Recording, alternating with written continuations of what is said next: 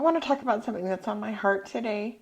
And it's on my heart because it broke my heart. And I see it breaking a lot of other hearts too. Every single day I am asked about or I hear all kinds of conspiracy theories about estrangement.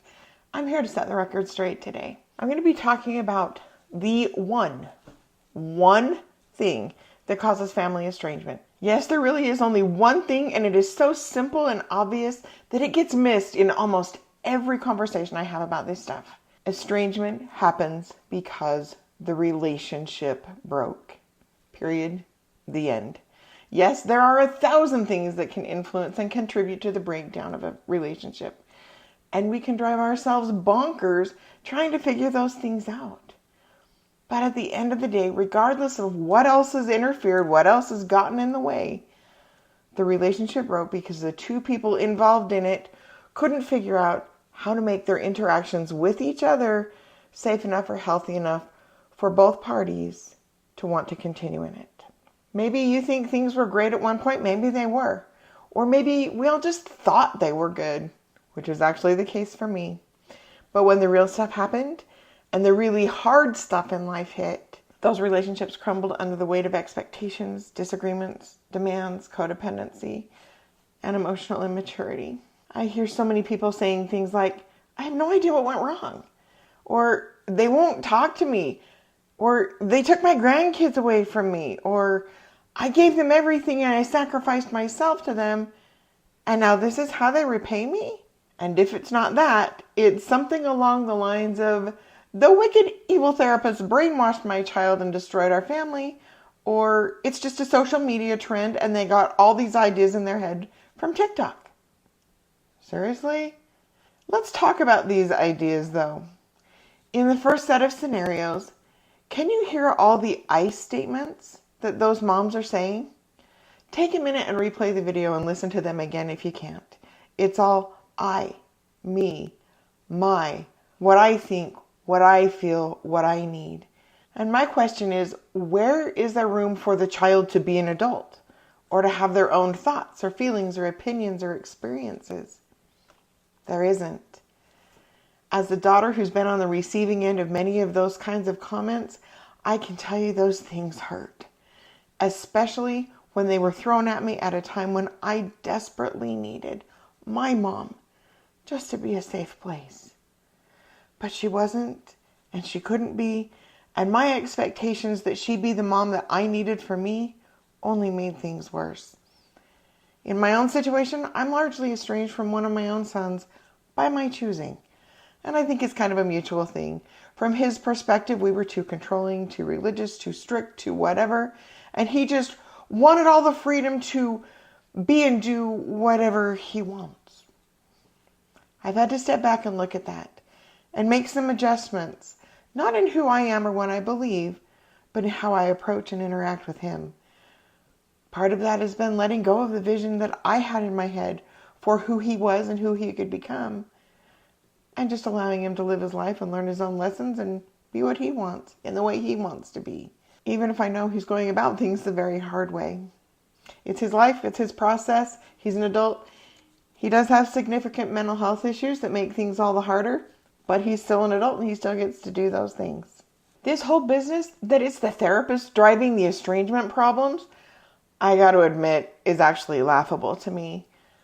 The mental health system woefully failed all of us, my entire family, by not understanding the deep and real impact of early childhood trauma and how it can affect the brain, behavior, thought process, memory, and emotional regulation, and how those negative impacts spill across the entire family and across the lifespan.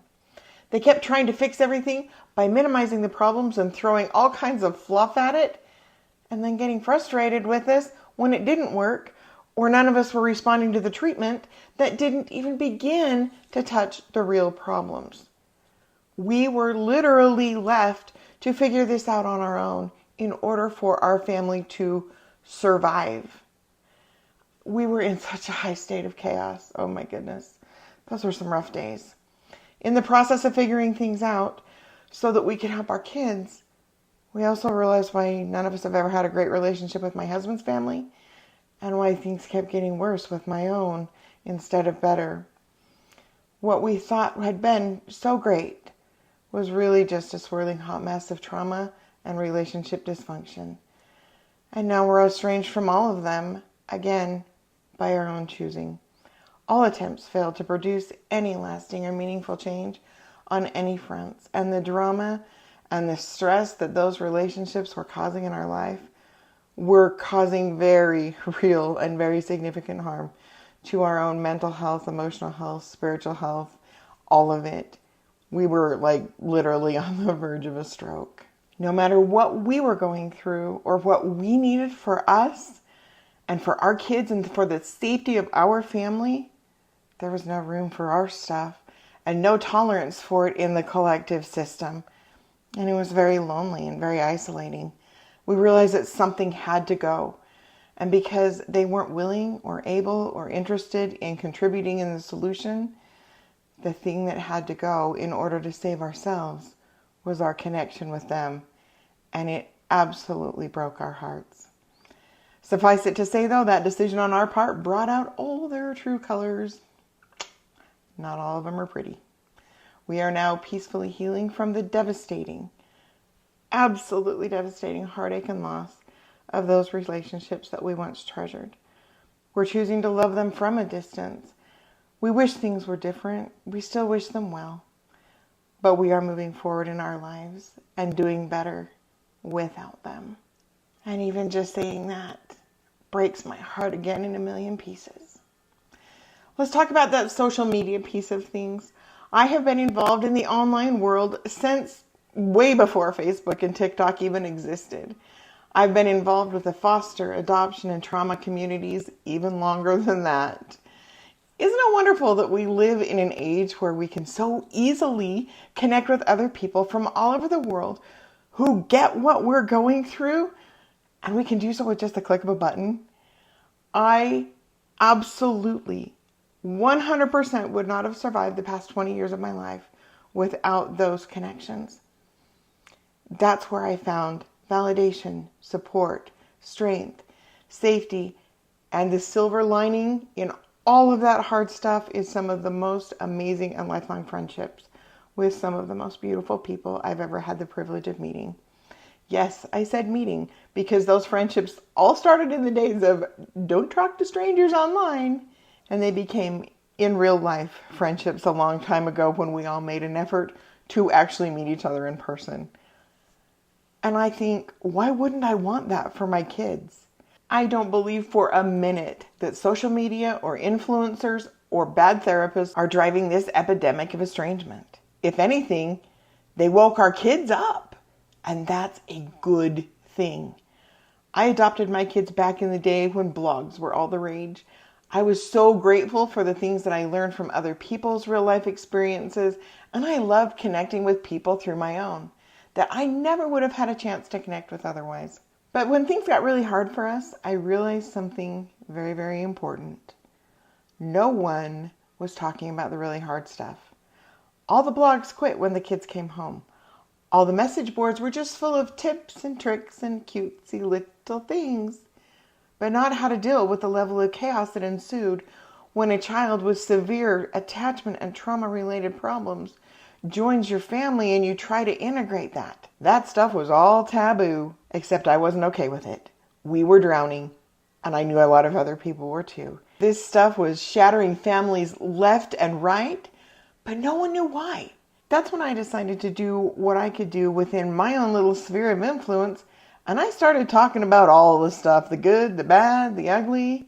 As it turns out, I was actually among the pioneers who started to shift the tides. The more I talked, the more others chimed in with comments of, me too, or I thought it was just me, or I thought I was doing something wrong. And the more that other people started getting real about their stuff and pulling all that taboo stuff out of the shadows, the more we all felt the world start to shift. It was like this big, deep earthquake that started to rumble just enough to crack open the shell. And now everyone's talking about all their stuff, whether they actually should be talking about it or not. So we've almost swung in complete opposite direction. However, I still maintain that that is better than not talking about it at all, because the power that came from learning and leaning on each other and finding new answers saved all of us, or many of us anyway. So to those who insist that social media poisoned their kids, I want to ask you to consider reframing that. It didn't ruin them. It woke them up. It woke us all up. And if anything, it likely helped them understand themselves, their lives, and their relationships a lot better. Does that mean there aren't bad therapists or influence out there? No, of course not. In fact, in my experience, about 90% of those therapists out there are not actually trauma-informed and have no clue about the real impact of trauma or how it affects an entire family or what to do about it. And believe me, I've worked with a lot of them. Many, many, many, many lots of them. So many that I actually believe it's a problem universally across the board, that they just don't get it. I also believe that most therapists are not going around telling people that they have to cut their family off. They might support a decision if that's what somebody wants to choose, but they aren't instigating it. Honestly, they know they'd lose their license. Here's the real story though. If your now adult child is in therapy because of something they learned about on social media, and they're talking about you, or they're talking about their relationship with you, they're there to fix something they believe went wrong with that relationship, or they're trying to figure out how not to let the dysfunction of it take over their lives as adults, or they're trying to undo the emotional damage that was caused by that relationship. The reason they started therapy, and most likely the reason they're continuing it, is because their attempts to resolve whatever went wrong in their relationship haven't been successful. Now they're seeking help. That is a good thing. It's not about you. It's about them trying to figure out their own stuff. If in the process they woke up and realized the issues were much deeper and more complicated than they previously knew, or they now understand why things broke, or why they've always felt a certain way, that's part of their healing process. Granted, as a parent, you might not always like what they learn. It might feel very uncomfortable or even offensive to realize that your ways, your methods, your need to be right, or even your best, well-intentioned as it may have been, caused friction and harm instead of building connection. When they come to you with this stuff, or you realize this is what's happened, you have a choice. You can either choose to love your adult children enough to look in the mirror and see your own flaws and mistakes and try to figure out what wrong and work with them to repair and restore trust. Because let's be honest, none of us are perfect. Or we can all throw a hissy fit and a temper tantrum and say all kinds of terrible things about your kids and incessantly find something or someone other than yourself to blame. And then wonder why your adult children, who are the parents of your grandchildren, have deemed that it's not emotionally safe for them to have contact with you. That's a lot. And there's a reason these relationships hurt so much when they break. We are literally hardwired from the time we were forming in the womb to connect with other people. Estrangement represents a break in that most fundamental relationship of all, the attachment bond. Check out this video that I did about the attachment relationship and some ways you can learn to cope with the pain and start healing from it. No matter what the external situation looks like, please remember that estrangement is always about the relationship itself. It's the daily interactions, the dynamics, the words left unsaid, the trust broken, or the unmet needs that cause that bond to fracture. Blame will keep us stuck and spinning, but information, education, and responsibility set us free. Whether you're ready to take the first steps forward towards reconciliation, which might or might not be possible, or you simply just want to understand what went wrong, please remember this.